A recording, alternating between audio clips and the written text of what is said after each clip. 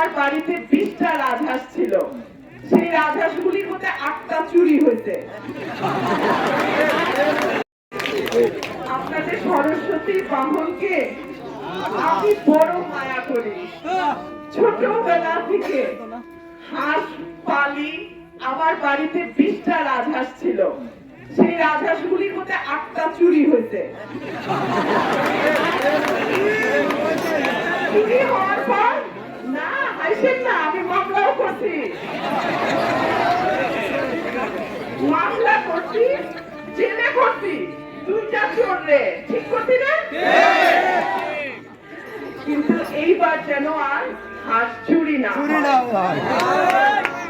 আপনাদের কাছে আমার হাত জোর অনুরোধ, এইবার যেন আমার হাঁসটা চুরি না হয়।